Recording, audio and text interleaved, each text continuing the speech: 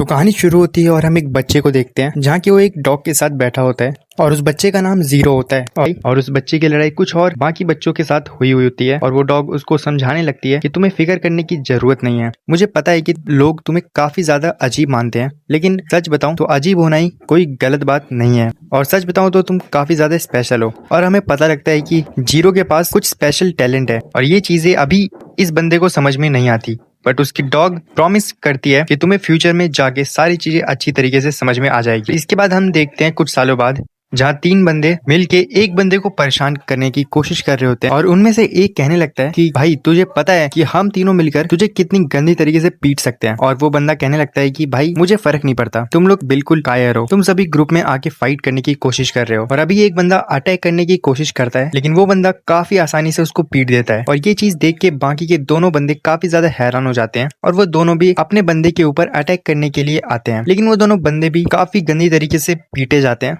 और कुल मिला के तीनों की हालत काफी खराब हो जाती है और तीनों भाग जाते हैं। और हमें पता लगता है कि ये वो ही बंदा है, यानी वो जीरो है। और तभी कैट कहने लगती है कि वो लोग हमें काफी ज्यादा परेशान किया करते थे, बट मुझे लगता है कि अभी वो हमें बिल्कुल भी परेशान नहीं करेंगे, लेकिन वो तुम्हें परेशान जरूर कर सकते हैं क्योंकि वो बहुत गुस्से में थे। और जीरो कहने लगता है कि तुम्हें फिक्र करने की जरूरत नहीं है, मैं वो सारी चीजें हैंडल कर सकता हूँ। और ये जो काला कौवा होता है वो भी कहने लगता है कि जीरो को इन चीजों की आदत है, वो सारी चीजें काफी आसानी से हैंडल कर सकता है। जिसके बाद सीन चेंज होता है और हम एक बूढ़े आदमी को देखते हैं जो कि जीरो के ऊपर काफी ज्यादा चिल्ला रहा होता है और कहने लगता है कि तुमने दोबारा से किसी से फाइट करके आए हो, मैंने तुम्हें शिनोबी आर्ट इसलिए नहीं सिखाया कि तुम हर जगह से फाइट करते रहो। और ये बंदा काफी ज्यादा मजे लेने लगता है और इसकी बात को सीरियसली नहीं ले रहा होता। फिर ये जो बूढ़ा आदमी होता है ये 1-2 ब्लेड उसकी तरफ फेंकते हुए एक तलवार दिखाता है और कहने लगता है कि ये तुम्हारे परिवार में बहुत पहले से चलते आ रहा है और ये तलवार तुम्हारे परिवार को शिनोबी से ही मिला था और तुम्हें ऐसी हरकतें नहीं करनी चाहिए क्योंकि तुम एक बहुत ही महान इंसान हो, मतलब कि बहुत ही महान इंसानों के वंशज हो। और जीरो भी मजे मजे में कहने लगता है कि हाँ मुझे पता है ये सब बकवास बातें हैं। और ये सुनकर ये बूढ़ा काफी ज्यादा गुस्सा हो जाता है। फिर अगली सीन में हम देखते हैं कि जो दरवाजा टूट गया था वो अपना जीरो फिक्स करने की कोशिश कर रहा होता है और वो बूढ़ा बताने लगता है कि आज हमारी मीटिंग है तो आज मैं चला जाऊंगा रात में और तुम्हें घर को अच्छी तरीके से लॉक करके रहना चाहिए रात के टाइम। और अभी जीरो घर के अंदर अकेले काफी मजे कर रहा होता है, लेकिन तभी अचानक से वो काला कौवा दोबारा जीरो के पास आ जाता है और कहने लगता है कि भाई एक काफी बड़ी प्रॉब्लम हो चुकी है, एक बिल्ली जो है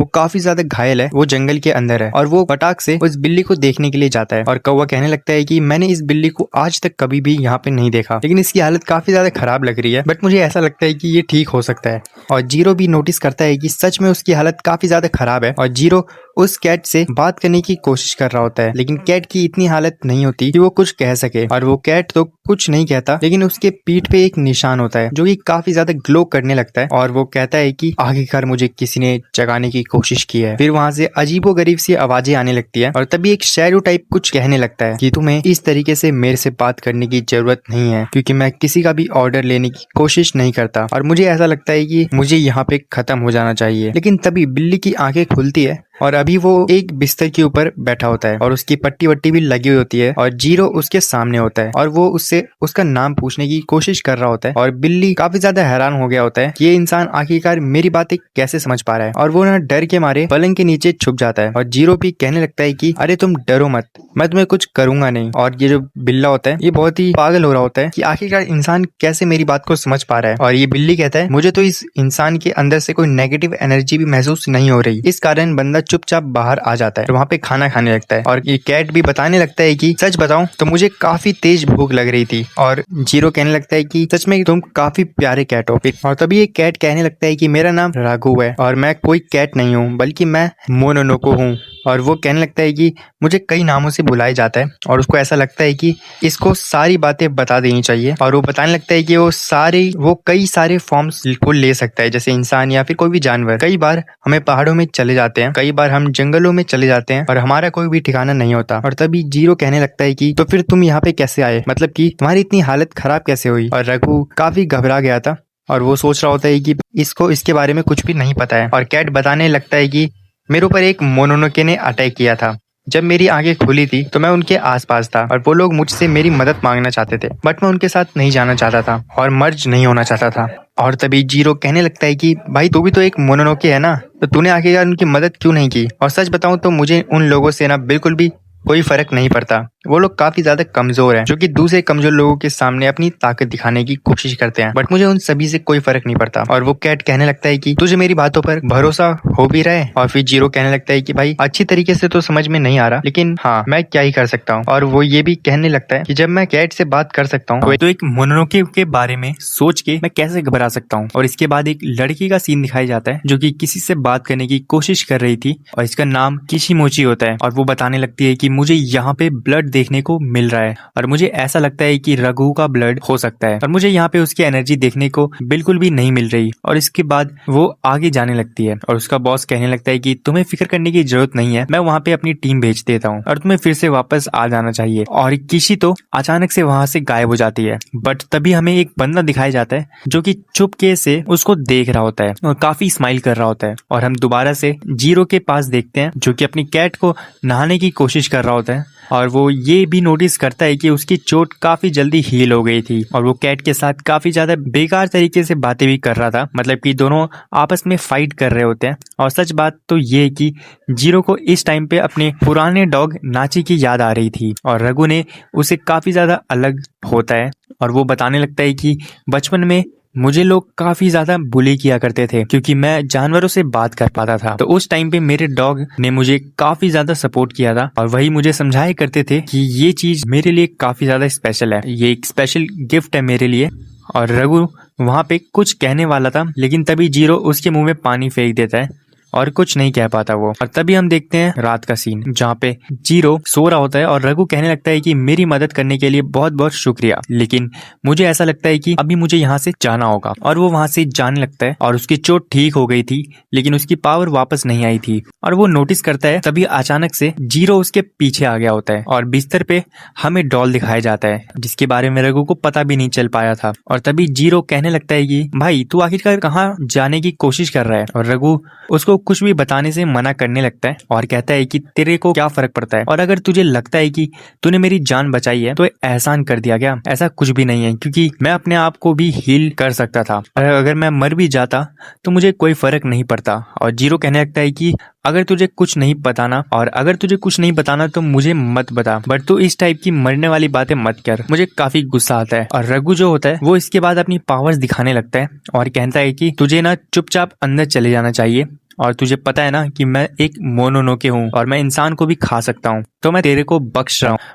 और तभी अचानक से वहां पे एक बंदा आ जाता है और वो कहने लगता है कि भाई तुम दोनों तो काफी ज्यादा मजे कर रहे हो, तो मुझे ऐसा लगता है कि मुझे भी तुम्हें ज्वाइन कर लेना चाहिए। और रघु तो अभी पता चल जाता है कि अभी तक वो सभी लोग उसका पीछा करने की कोशिश कर रहे हैं। और जीरो भी इस टाइम पे काफी ज्यादा गुस्सा हो गया था कि आखिरकार अचानक से कौन बंदा आ गया। बट तभी अचानक से वो बंदा अपने आप को ट्रांसफॉर्म कर लेता है और रघु अचानक से उस बंदे के ऊपर अटैक करता है और अटैक करने के बाद वहां से भागने लगता है। और जीरो को तो कुछ भी समझ में नहीं आता कि यहाँ पे चल क्या रहा है। और वो जो मॉन्स्टर जैसा बंदा था वो भी अभी उनके पीछे पड़ा हुआ था और रघु की हालत अभी काफी ज्यादा खराब थी। इस कारण वो बंदा ना काफी आसानी से उसको पकड़ के उसके ऊपर काफी तेज पटके देता है और रघु काफी दूर जाके गिरता है। और वो बंदा कहने लगता है कि यार मैंने तो सुना था कि तू लेजेंडरी मोनोनोके है और तू तो इतनी आसानी से पिट रहा है, तो मेरे को समझ में नहीं आ रहा कि आखिरकार क्या सीन चल रहा है। और वो कहने लगता है कि तुझे चुपचाप मेरे साथ चलना होगा। और सच बताऊं तो मैं अपने साथी को बिल्कुल भी नहीं मारना चाहता। और रघु भी कहने लगता है कि भाई तू थोड़ा पागल वागल है क्या,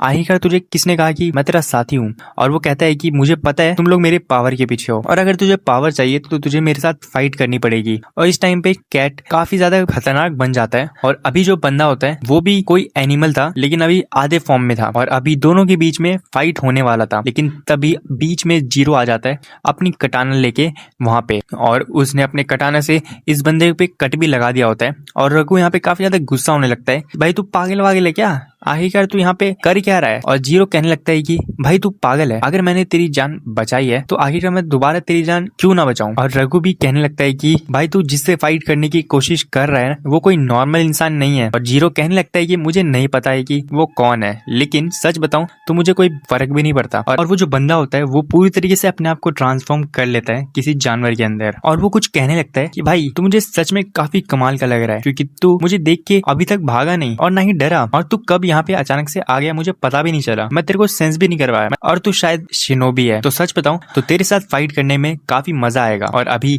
अपना जीरो वो एक दो निंजा स्टाइल दिखाता है, मतलब कि काफी स्पीड में भागने वाला, टेलीपोर्टेशन वाला और कुछ इस टाइप का अटैक्स करने लगता है। लेकिन वो उस मॉन्स्टर के ऊपर काफी नहीं होता, क्योंकि मॉन्स्टर काफी ज्यादा गंदे तरीके से जीरो की हालत खराब कर देता है। और वो कहने लगता है कि तेरे को अभी ही हार मान लेना चाहिए। जीरो अभी भी हार नहीं मान रहा होता, अपनी तलवार से जैसे तैसे करके उससे फाइट करने की कोशिश कर रहा था, लेकिन उसकी हालत काफी ज्यादा खराब हो गई थी। और अभी ऐसा लग रहा था कि जीरो का पत्ता कट होने वाला। अब मॉन्स्टर जो है रघु को कहने लगता है कि भाई एक काम कर, तू उसे खा ले, क्योंकि तेरी पावर भी काफी ज्यादा कम है, तो शायद इसको खाने के बाद तेरी पावर वापस आ सकती है। और पता नहीं क्यों रघु अलग ही लेवल पे वहाँ पे काफी ज्यादा गुस्सा हो जा रहा होता है। और वो रघु को कहने लगता है कि भाई मैंने तुझे समझाया था कि तुझे ये सब कुछ नहीं करना चाहिए, तो उस मॉन्स्टर के साथ फाइट नहीं कर पाएगा, लेकिन उसके बाद भी तू मेरी बात नहीं माना। और देखा जाए तो अभी रघु के पास काफी अच्छा खासा मौका था जीरो को खा के अपनी पावर्स को फिर से रीगेन करने का, क्योंकि मॉन्स्टर ने उसको यही एडवाइस दिया था। लेकिन वो कहता है कि भाई देख,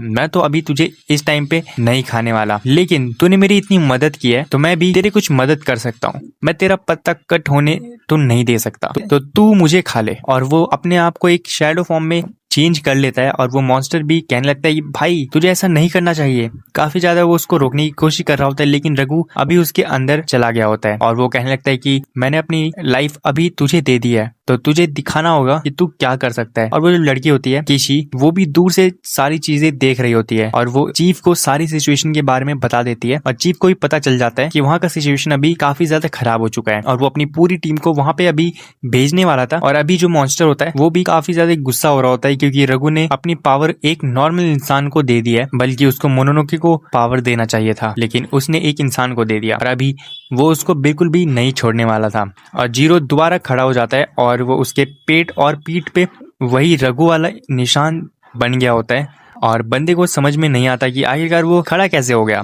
और उसको तो चोट जो थी वही पूरी तरीके से हील हो चुकी है। और रघु कहने लगता है कि मैं तुझे सारी चीजें एक्सप्लेन कर दूंगा, पहले तुझे इस बंदे का पत्ता कट करना होगा। और मॉन्स्टर भी कहने लगता है कि मेरे को कोई फर्क नहीं पड़ता, वो एक इंसान के साथ मर्ज हो गया तो क्या हो गया। और रघु को मतलब और जीरो को समझ में नहीं आता कि आखिर वो कैसे फाइट करेगा। और रघु कहने लगता है कि तुझे कुछ भी नहीं करने की जरूरत है, अपने कंट्रोल तू मुझे दे दे। और इसके बाद जीरो ऐसा ही करता है, रघु उसे कंट्रोल कर लेता है, और अभी वहां पे अपने अंदर पावर को इकट्ठा करने की कोशिश करता है। और फिर वो एक काफी पावरफुल सा पंच क्रिएट करता है, और इस मॉन्स्टर को मारता है। और उस पंच में मॉन्स्टर का गेम वहां पे खत्म हो जाता है।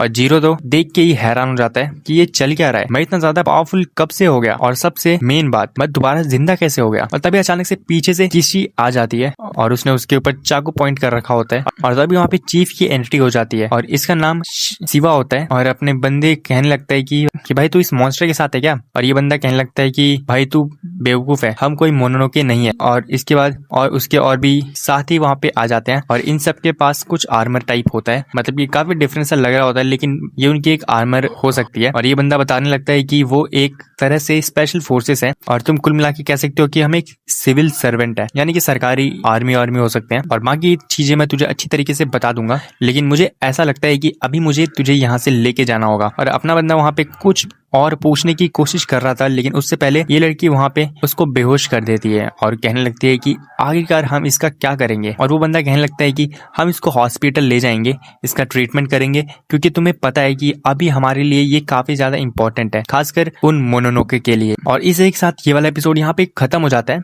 तो गाइस यार, इसमें एपिसोड में हमें स्टोरी के बारे में बहुत ज्यादा कुछ पता तो नहीं चला, लेकिन हमें इतना जरूर पता चल गया कि जीरो एक शिनोबी का डिसेंडेंट है, और वो जानवरों से बात कर सकता है, और अब तो उसके पास एक मोनोनोके की पावर भी आ चुकी है। तो अब आने वाले एपिसोड्स में हमें इस वर्ल्ड के बारे में और भी चीजें पता चलेंगी, और स्टोरी और भी ज्यादा इंटरेस्टिंग होने वाली है। तो अगर आप उसे मिस नहीं करना चाहते तो चैनल को सब्सक्राइब कर लो, और इस वाले वीडियो को यहाँ तक देख लिया तो आप लाइक भी कर ही दो। तो मिलता हूँ आपसे अगली वीडियो में, तब तक के लिए कर लो सब्सक्राइब। बाय।